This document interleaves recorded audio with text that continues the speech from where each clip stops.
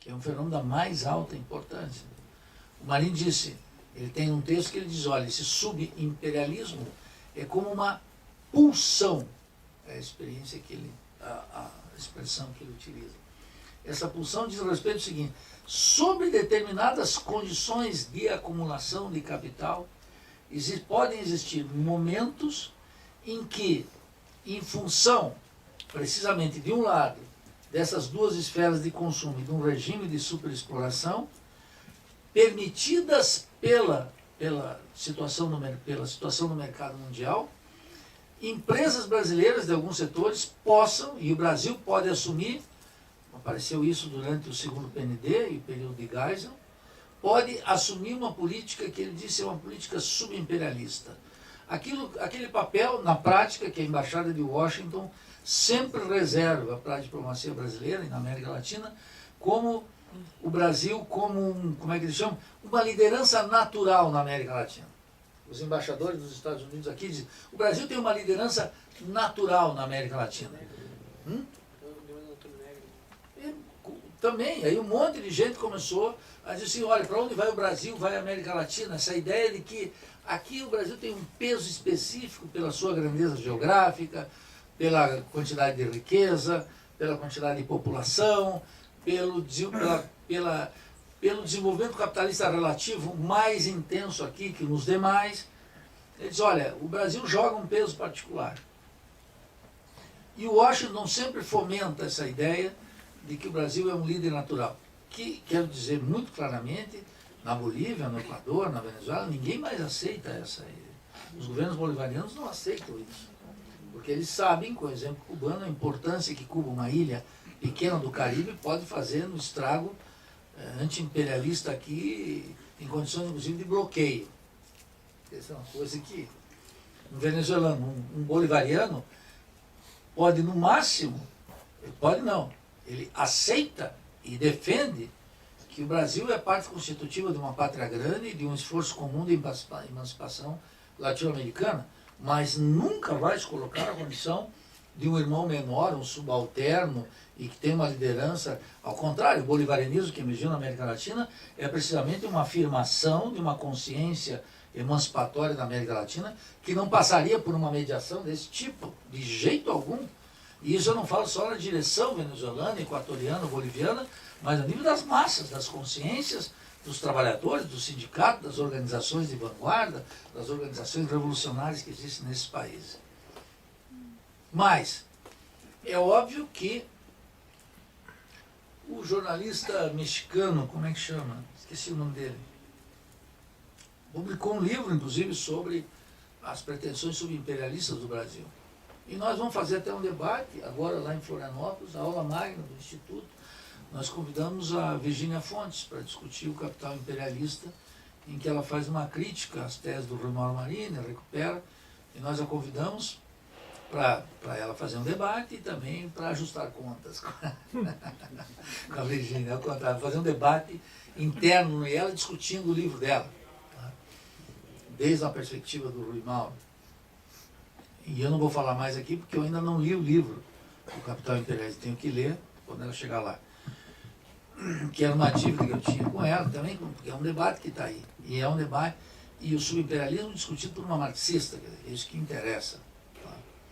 Então, o Rui Mauro dizia o seguinte, sob condições de superexploração aqui, mercado interno, portanto, reduzido, e dependendo das condições da acumulação global, pode surgir a possibilidade, a pulsão, de uma necessidade de expansão de capital, que não vai encontrar internamente as condições adequadas para essa reprodução ampliada. E que, portanto, é natural que transborde as fronteiras. E o Brasil passaria a ter uma base econômica para sustentar uma política que ele chamou subimperialismo, que seria uma espécie de graduação da cadeia imperialista aqui, com países mais avançados, da qual estaria o Brasil, por exemplo, país de desenvolvimento capitalista intermediário, país de desenvolvimento capitalista relativo mais baixo, etc. Em alguma medida, o Rui Mauro teoriza, a partir da lei do valor, da dependência, da superexploração, aquilo que a Vânia Mambira faz no livro Capitalismo Dependente Latino-Americano, que é uma espécie de uma tipologia, país tipo A, tipo B, tipo C. Eu tenho no YouTube, fiz uma entrevista com a Vânia, dizendo, ô Vânia, isso aí é mais ou menos uma tipologia weberiana. Ela ficou louca comigo. Eu disse, não, nunca estudamos Weber, não temos nada que ver com Weber. Mas saltava aos olhos uma tipologia dela, eu tinha que perguntar. E mandei bala, e publiquei o livro dela também. Não era uma... E entre nós o povo tem que comer também, né? Então esse é o assunto. Então o subimperialismo é precisamente permitido por uma conjuntura muito particular, a expansão de algumas empresas brasileiras, em função, entre outras coisas, dessas condições globais de acumulação e das limitações implícitas do chamado mercado interno. O subimperialismo, então, se manifestou com vigor durante precisamente aquele breve reinado do Lula, quer dizer, o último ano do primeiro mandato e até o terceiro do segundo mandato. 4 anos em que, garantido por termos de troca, ultra favoráveis, que invertia aquela deterioração dos termos de troca. Olha que coisa importante.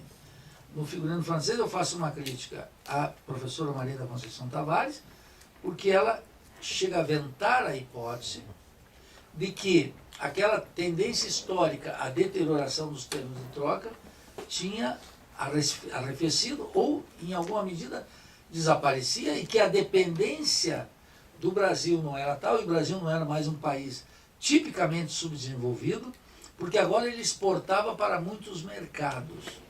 Isso ela dá numa entrevista, não está desenvolvido, mas ela dá uma entrevista nos jornais, e era uma ligação das formulações dela e das formulações do Aníbal Pinto, que é um economista chileno da qual ela era devota, era uma discípula de Aníbal Pinto, que é um dos grandes pensadores do estruturalismo cepalino também, esqueci de mencionar o Aníbal Pinto, economista de grande vigor, que também vale a pena ler, como se lê outros economistas, né? Que não são marxistas, mas que captam fenômenos muito importantes, que merecem um tratamento desde o ponto de vista marxista. Então a Conceição dizia, olha, o Brasil já deixou de ser subdesenvolvido, e coincide precisamente com aquele momento de expansão subimperialista do Brasil, que gerou um otimismo desmedido. Né? Era um otimismo desmedido, e ele só não era mais desinibido por uma razão, porque se ele é desinibido, ele aparece como uma exibição de tipo burguesa.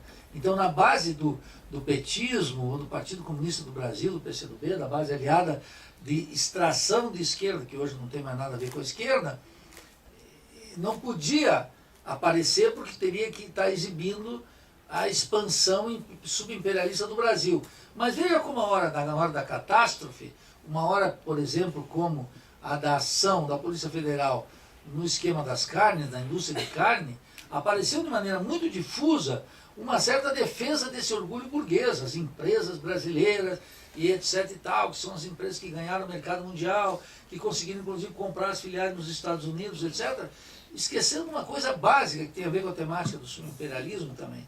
Esses setores, construção civil, carnes, etc., são setores em que são todos importantes para uma economia capitalista de tipo imperialista como os Estados Unidos, mas não definem a sorte do sistema. Então o sistema pode conceder, como em determinado momento, num conflito bélico da Segunda Guerra Mundial, Darcy Ribeiro mostrava muito isso, os Estados Unidos toparam a CSN e Volta Redonda. Toparam. Era uma coisa importante na indústria, a siderurgia, mas eles toparam isso na periferia capitalista. Não é? Muito claramente, não há uma incompatibilidade. Como o imperialismo topou, por exemplo, que o petróleo fosse uma indústria estatizada. Ele prefere que esteja privatizada, mas não há problema nenhum para as empresas capitalistas trabalhar com o Estado no controle do petróleo.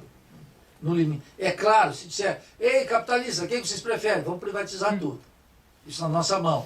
Especialmente Shell, todas as empresas estrangeiras. A BP, todas as empresas, todas as inglesas, as gringas, a francesa, a Total, todas elas querem privatizar.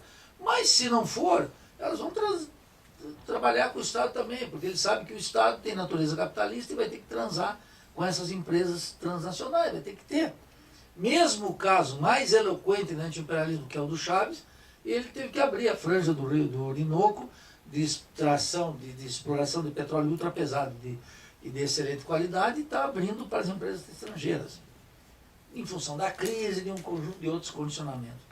Então essa expansão subimperialista era também para o Rui Mauro uma consequência dessa dialética da dependência, chamamos assim. Do fato de que vigora uma superexploração da força de trabalho, o mercado interno nunca pode se consolidar cabalmente, não pode ser um mercado interno de massas, e, por extensão, essas empresas podem, sob determinadas circunstâncias, em alguns setores, transbordar a fronteira e fazer uma política subimperialista. Quer dizer, o Lula saiu, como acho que o Maurício aqui pegou as empresas, saiu embaixo do braço, e saiu fazendo o lobby para as empresas brasileiras. E o Lula diz muito claramente, olha, o que o presidente tem que fazer é isso. Esse comportamento político está assentado nessa possibilidade subimperialista, que é uma decorrência da dependência latino-americana, em especial da dependência brasileira. Isso para vocês verem como essa formulação da dialética da dependência ela foi se desdobrando, analisando outros fenômenos, né? Como nós vamos ver, por exemplo, poderíamos discorrer a partir da obra do Rui Mauro, em um conjunto de ensaios sobre isso, sobre o tema da dependência tecnológica, gigantesca, insuperável e cada vez mais grave. O tema do subimperialismo é um desses temas. Isso se manifestou. Quem trabalhava com a dialética de dependência sabia claramente que o mercado interno não podia se constituir sob um regime de superexploração. Para constituir o mercado interno de massas, tinha que romper com o estatuto da superexploração. E romper com o estatuto da superexploração tem que romper com a dominação burguesa. Não tem como. Da mesma forma que aquela expansão necessariamente passageira da indústria brasileira em alguns setores, no contexto latino-americano, de bancos, em alguma medida, de construção, de carnes, e inclusive, por exemplo, o fenômeno da expansão do latifúndio brasileiro para as terras paraguaias, por exemplo, a aquisição de terras paraguaias para a plantação de soja por latifundiários brasileiros, que é o mesmo fenômeno da expansão, está intimamente ligado com aquela elevação dos preços das matérias-primas agrícolas e minerais garantidas pelo mercado mundial. Quando aquilo desabou, os preços desabaram, essas tensões, essa potência subimperialista é contida. Entendeu? Ela é contida. Então, o que eu quero mencionar aqui é esse fenômeno. O programa, quer dizer, quando o Marinho disse, vamos parir uma teoria marxista da dependência, ele não disse, está criada a teoria marxista da dependência. Ele disse, para uma teoria marxista da dependência, vamos ter que dar conta de vários fenômenos. Está aqui o tema da superexploração, está aqui o tema do subimperialismo e um conjunto de outros temas que ele foi tratando. Um tema que quase que desapareceu, na sociologia desapareceu, que é o estudo sobre o Estado. A sociologia abandonou, não há mais estudo sobre o Estado. Eu lembro que encontrei no aeroporto, numa tese, aí, o Décio Sais, que trabalhou durante longo tempo, disse, ninguém mais trabalha a teoria do Estado. Todo mundo trabalha política pública, governos, democracia, regime, etc. Mas o Estado, a teoria do Estado, sumiu da sociologia, provavelmente é residual no direito, porque está vinculado com o tema da ciência política, que também é marginal lá. Então o tema do Estado some. E aí a teoria marxista formulou, através dos estudos do Rui e de outros, que é o Estado na periferia capitalista. Qual é a feição desse Estado na periferia capitalista? E as possibilidades do regime político dentro do Estado na periferia capitalista. Um livro que é muito luminoso nesse sentido é o livro do Tillman Withers, que é o Estado na periferia capitalista. Que é um livro que ele nunca cruzou com o Marinho, nem cita, não está lá, mas ele observa, por exemplo, que quando eu li esse livro, diz assim, esse livro está impecável no seu conjunto, ele só esquece de colocar aqui, mas está reservado o espaço para o tema da superexploração da força de trabalho. Esse Estado na periferia capitalista requer a superexploração da força de trabalho. Então, para quem está querendo pensar uma criminologia crítica, etc. e tal, vai ter que articular essa configuração do Estado com o regime da superexploração da força de trabalho. Não tem possibilidade de discutir nada na América Latina e no Brasil. E quero dizer aqui, e por que o Brasil, então, é um caso, assim, digamos, paradigmático nisso? Porque no Brasil é onde o desenvolvimento capitalista relativo foi mais longe. E se aqui as possibilidades são reduzidas, com muito mais razão são reduzidas no outro país de desenvolvimento capitalista relativo menor, comparado com o brasileiro. Se aqui não dá, eu diria assim, sem menosprezo nenhum, eu estou falando só aqui em termos de desenvolvimento capitalista, imagine comparar com Honduras e Guatemala, ou comparar com o Haiti, ou República Dominicana no Caribe. É muito mais intenso. Então esses temas são temas que se colocaram aí. Agora, a gente estava conversando aqui, queria concluir com isso, dizer assim, por que uma teoria como essa, e por que Marini, como Vani e Teotônio, foram autores que desapareceram? Desapareceram como se não existissem, para gerações inteiras aqui no Brasil. Por várias razões. A primeira porque a proposta da Revolução Brasileira foi derrotada.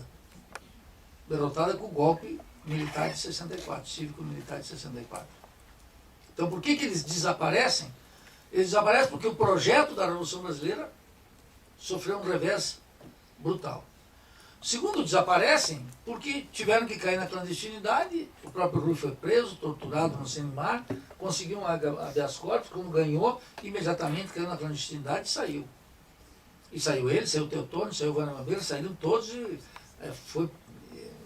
sai correndo. Eles não estão aqui. Então não o conhecemos porque eles não estão aqui. Primeira razão, não os conhecemos porque a proposta da Revolução Brasileira sofreu um revés grave, fracassou na conjuntura de 64.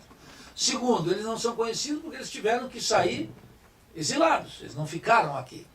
Eles não foram como Fernando Henrique Cardoso, que ficou aqui, estava aqui. Terceiro, precisamente porque eles sofreram um boicote global, muito bem articulado, por gente como Fernando Henrique Cardoso, o SEBRAP, que organizaram uma campanha gigantesca contra eles. Quando? Quando eles saíram? Quando eles saíram. Mas, sobretudo, quando eles estavam começando a voltar, começaram a discutir os ares da anistia. Quando começaram a discutir os ares da anistia, está aí colocado nos livros o famoso debate entre Fernando Henrique Cardoso e José Serra contra Rui Mauro, em que o José Serra e o Fernando Henrique Cardoso escrevem um texto, quando eles estão vindo dos Estados Unidos, depois de uma temporada lá, que se chama As Desventuras da Dialética da Dependência. E o Rui Mauro Marini responde dizendo Las razones del neodesarrollismo, ou, subtítulo, Por que me ufano de minha burguesia? Se estabelece. Esse é muito claro. Vou dar um exemplo do que é o cerco e a mentirada sobre a falsificação grotesca. Dois exemplos. Um, de Fernando Henrique Cardoso, que é o criticar o Marini, adultera o texto do Marini para melhor criticar. Então, onde o Marini estabelece uma economia exportadora, o conceito de uma economia exportadora, eles colocam, olha, o Marini está dizendo aqui que é uma economia agroexportadora, ou primária exportadora, que é algo completamente distinto. O que o Marini diz? O Marini diz, olha, aqui se estabelece uma economia exportadora exatamente porque ela não pode dispor, em função do Estatuto da Superexploração, de um mercado interno vigoroso de acumulação. Então, a lógica da economia exportadora é uma decorrência do regime de superexploração. O ciclo do capital, diz ele no outro texto, se fecha fora, que é algo substancialmente diferente daquilo que ocorre na Inglaterra, nos Estados Unidos, etc. Percebe? O grosso da riqueza tem que ser realizado, uma parte substantiva tem que ser realizado fora. Então o ciclo do capital não fecha aqui. E o texto chama assim, o ciclo do capital numa economia dependente. E ele analisa o ciclo do capital. Então, e daí ele diz, e é por causa disso que a economia latino-americana, e a brasileira em particular, ela está sempre estimulada a criar uma economia exportadora. Por isso que Delfim Neto dizia, exportar é o que importa. Velho postulado de Delfim Neto. Tá? E o Fernando Henrique Cardoso formulou isso várias vezes, assim, exportamos ou morremos. O que é isso? É uma expressão típica que sustenta essa necessidade de uma economia exportadora, uma economia voltada para fora, cujo um eixo dinâmico da acumulação não pode contar aqui com o mercado interno, que teria que estabelecer a ruptura com a superexploração. Então nós sabíamos, por exemplo, que não pode ter mercado interno. Eu disse aqui, numa exposição anterior, o mercado interno, para se viabilizar, ele precisa, em primeiro lugar, da reforma agrária, então, uma estrutura da fundiária diferente para criar alimentos, para baratear a força de trabalho. Ele precisa de desenvolver o setor de máquinas e equipamentos, que é para elevação permanente da produtividade do trabalho de maneira endógena, e ele é absolutamente necessário, esse segundo elemento, para fazer uma relação entre salário e produtividade do trabalho, que é aquilo que nós chamamos de um círculo virtuoso. Os salários se elevam, a produtividade se eleva, torna-se o trabalho mais com maiores equipamentos, etc. E a relação produtividade e salário não conspira contra o processo de acumulação de capital. Nenhuma dessas três coisas tinha. Então, podia ter mercado interno de trabalho. Como aquela expansão para fora subimperialista, tampouco poderia ser duradoura. Entendeu? E não pode subsistir. Nós estávamos imunizados sobre isso. O Fernando Henrique traduzia e disse, olha, aqui vai ter uma economia agroexportadora. Quando o Rudd chama economia exportadora, pode exportar, inclusive, pode exportar aviões, por exemplo. Não tem problema nenhum. Nem vou falar do fato de que para cada dólar que se exporta, 80, 82 centavos de dólar tem importado. Nem vou falar disso. Vou falar do fato que é uma economia que pode exportar aviões. E o segundo é a tese de doutorado de Guido Mantega, que é a Economia Política Brasileira, um livro que é lançado exatamente no ano que o Marini volta para o Brasil, e que lá criou um modelo de subdesenvolvimento capitalista, em que ele agrupa as teses, supostamente, do Rui Mauro Marini e de Gunder Frank, e a linha apresenta como se fossem teses trotskistas, e que estariam vinculadas com aquela ideia que faz parte da ideia do programa de transição, supostamente, segundo a leitura do Gunder Frank, de esgotamento das forças produtivas. Então ele desenha, a partir de Gunder Frank e do Rui Mauro Marini, uma caricatura também das teses de Trotsky, e agrupa aquilo como se fosse uma tese catastrofista e sem sustento no marxismo. Quando o Rui chega, o Teotônio chega, a Vânia chega, eles têm várias desvantagens, tem uma opinião formada contra eles, os livros deles não estão traduzidos, eles voltam, Fernando Henrique Cardoso é uma figura política ascendente, eles estão contra a transição democrática, eles estão na contramão da história, e eles se tornam marginais. E absolutamente inconvenientes. Existem outras histórias aí, detalhes que a gente podia contar disso, mas vocês sabem que no meio universitário a vaidade é um artigo de consumo bem estendido. Não no nosso caso. Mas aí, no resto do departamento, isso aí está cheio. Nós aqui praticamos uma conduta distinta, mas o que eu quero dizer para vocês é o seguinte. Além da mentira, da falsificação, e de uma certa timidez, eu disse aqui, foi uma briga para fazer, o jornal nunca quis publicar a Dialética da Dependência, imagine. E me disse uma coisa que, no fundo, tinha razão. Ele dizia, Nildo, não tem movimento de massas. Ele repetiu o argumento do Engels na publicação do tomo 3 do Capital. Ele dizia, eu estou publicando o tomo 3, sabe por quê? Porque o movimento operário na Europa está se levantando, então vou publicar mesmo de maneira o tomo 3 inacabado do Marx, vamos botar aí, porque as massas vão precisar. E o Rui dizia, não dava, eu dizia, mas Rui, e aí a curta emergência do petismo, ele dizia, não vai dar nada isso aí, não vai dar nada. Menor chance, menor chance. Por quê? Não porque queria, não, porque ao contrário, disse, bom, se o movimento operário levanta, a CUT levanta, os trabalhadores que estão indo ter um ascenso do movimento da luta socialista, etc., bom para mim, bom para os marxistas, bom para o país, tudo, bom para os trabalhadores. Mas não, eles vinham com essa tradição do marxismo crítico, de uma interpretação sólida do desenvolvimento capitalista dependente, eles já não têm a menor chance. O outro que, aliás, a propósito disso, do meu entusiasmo pelo petismo na época, eu estava fazendo meu doutorado no México com Agustín Cueva e falava para ele, e o equatoriano, ele olhava com aquela cara assim, e eu todo entusiasmado, porque aqui vem, está acontecendo isso, e aí tem uma esquerda no partido, e nos sindicatos, estão indo para a cabeça, e não vejo nada disso aí. O que é a juventude, né? O cara tá... Sexta-feira da semana que vem nós vamos tomar o palácio, isso não tenha dúvida. E não deu na sexta-feira, na outra quinta, e vamos embora. Mas não...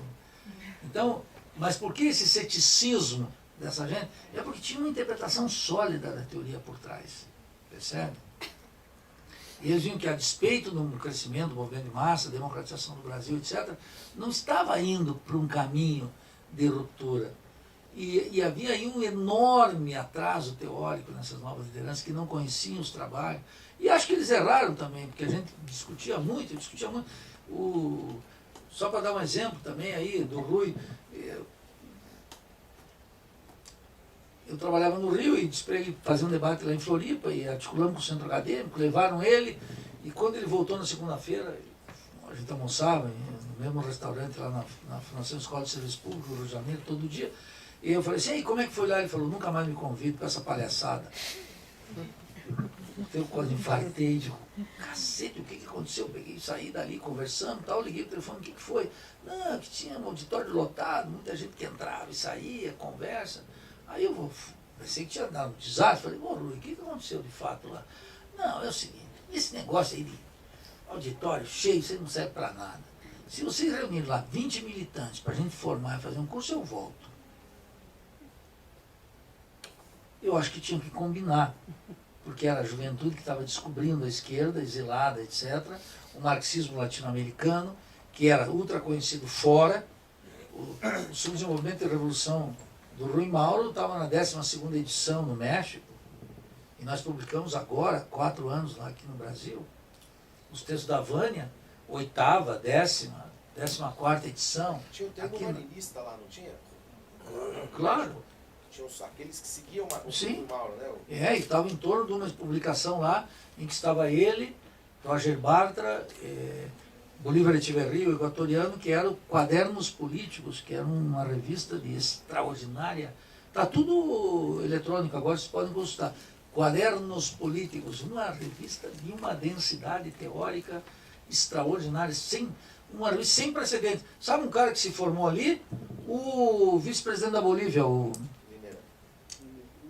Álvaro Garcia Limeira, que era discípulo de Bolívar Echeverría, o equatoriano que tinha sido o assessor importantíssimo do Rudi Dutschke na Alemanha, no 68, o líder estudantil que sofreu um atentado, depois morreu por força disso, etc. O guru dele lá, em grande medida, era o Bolívar Echeverría. Então os caras com domínio do marxismo completo, e de leitura sistemática, e do exercício, e do exílio, e saem da derrota do Brasil, vão para o Chile, saem da derrota do Chile, vão para o Panamá, e vão sair numa derrota atrás da outra, né? Ali vão os derrotados. Entendeu? Então, quer dizer, também eles contribuíram com o fato que assim, tinha que falar para aquele movimento emergente de democratização, tinha que falar para as novas gerações. Eu, pessoalmente, dou o meu exemplo, me vinculei a isso porque logo no movimento estudantil, eu entrei no movimento de emancipação do proletariado, o MEP, que era uma organização clandestina, que vinha da PO. Então eu soube da existência desses caras. Mas todas as outras gerações, ninguém sabia. Então tu tinha que dizer quem era o Marini, quem era o Teotônio, quem era a Vânia, o que era a teoria marxista de dependência, por que a CEPAL estava superada, por que a Conceição Tavares não explicava, por que era explicar assim quase que vaca tem chifre. Sacou? Vaca tem chifre. Pô, é ridículo, mas tinha que explicar. Então, outras pessoas, como o Bruno, quando se defrontavam com o Bruno, cara, mas tu existe? Se defrontavam com o sujeito, pô, tu existe. Entendeu? Porque sabiam por pseudônimo, mas Então, acho que agora tem uma circunstância diferente, não por acaso, concluo com isso, no Brasil inteiro, o Brasil hoje é o país em que mais se discute na América Latina a teoria marxista da dependência. Mais que está entrando na Argentina, a propósito, Cláudio Katz, que me perguntou, começou a estudar a TMD, todo o tema da teoria da dependência, ele vinha do Troativo, é um sujeito extraordinário, de grande capacidade, começou a estudar, escrever sobre isso também. No México esse movimento arrefeceu, mas tem lá o Adriano Sotelo, etc. Tal. Em outros países está surgindo, tem ainda remanescentes desse movimento, mas no Brasil foi onde estourou, no Brasil inteiro, um grupo de estudos de teoria marxista da dependência. PET, que está vinculado com isso, e nós queremos organizar lá no IELA o mestrado e doutorado em estudos latino-americanos em cima da teoria marxista da dependência. O projeto está pronto, vamos discutir agora, vamos tentar aprovar para começar o ano que vem. Um mestrado em estudos latino-americanos, exclusivamente orientado pela perspectiva da TMD.